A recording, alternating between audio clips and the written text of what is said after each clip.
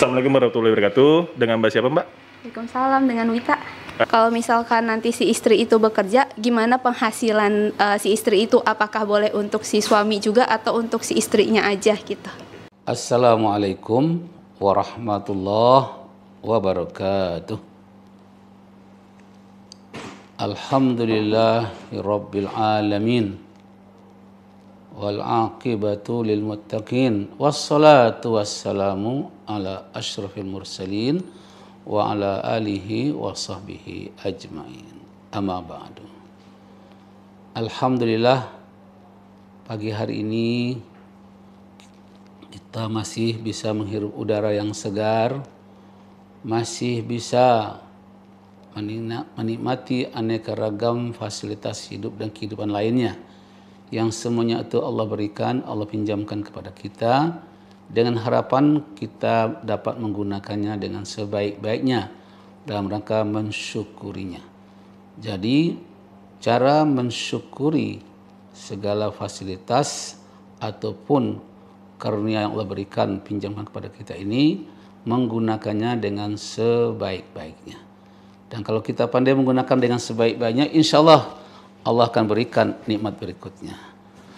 Sebaliknya kalau kita tidak pandai mensyukurinya atau kufur nikmat, maka sungguh akan merugikan dan akan banyak mendatangkan kecelakaan bagi kita. Inna azabi lasyadid, kata Allah, sesungguhnya azabku sangat pedih. Baik, sehubungan dengan pertanyaan dari Mbak Wita, salah seorang karyawan dari bank swasta di Jakarta, menanyakan tentang bagaimana halnya status keuangan atau hasil penghasilan kerja dari istri, apakah boleh diberikan ataupun digunakan atau dimanfaatkan oleh suami, ya, untuk suami. Pertanyaan khusus pada suami, tidak pada anak, ya. Ya, Mbak Wita, pada dasarnya kehidupan suami istri itulah kehidupan kerjasama, ya, kerjasama antara seorang laki-laki dengan seorang wanita yang diikat oleh ikatan pernikahan, namanya akdun nikah. Nah, dalam akdun nikah itu memang ada hak dan kewajiban, ada hak dan kewajiban. Salah satu di antara kewajiban suami adalah memberikan nafkah kepada istrinya dan juga kepada anak-anaknya. Dan istri pun sebenarnya punya kewajiban juga pada suami, yaitu memberikan pelayanan kepada suaminya dengan sebaik-baiknya, menaati suaminya, tidak mengkhianati suami, jadi patuh kepada suami. Itu antaranya seperti itu. Nah, khusus mengenai pemberian nafkah, memang kalau suaminya memang bekerja, ya tanggung jawab suami. Lalu kalau istri juga bekerja, bagaimana? Berarti suami dapat penghasilan, istri juga dapat penghasilan. Nah, kalau penghasilan suami itu pada dasarnya di sana ada bagian untuk istri, ya, ada bagian untuk istri. Dan itu hukumnya wajib. Karena apa? Karena dia harus menafkahi istrinya dengan segala kemampuan yang ada padanya, gitu. Tetapi kalau istri menghasilkan sesuatu karena juga bekerja, di sana tidak merupakan satu kewajiban bagi istri, ya. Tidak ada kewajiban bagi istri untuk menyisihkan bagian dari suaminya, tidak ada kewajiban. Tetapi kalau suaminya tidak bekerja karena sesuatu hal, ya, sehingga tidak bisa mendatangkan sesuatu, tidak bisa menghasilkan sesuatu, lalu si istri yang bekerja dan punya penghasilan, ya boleh-boleh saja, tidak ada masalah. Karena pada dasarnya suami istri itu hunna libasul lakum wa antum libasul lahun.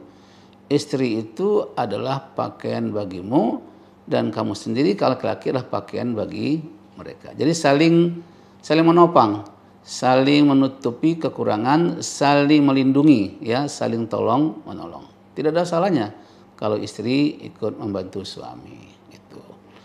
Ya, bahkan tidak hanya finansial saja, apa saja. Mungkin ada pekerjaan suami yang terlampau banyak barangkali dibantu oleh istri juga nggak ada masalah. Sebagaimana suami juga bisa membantu pekerjaan istri apabila pekerjaan itu tidak bisa dikerjakan oleh istrinya. Jadi pada dasarnya kehidupan suami istri adalah kerjasama yang baik, ya, komunikasi yang baik, gitu, saling memberi.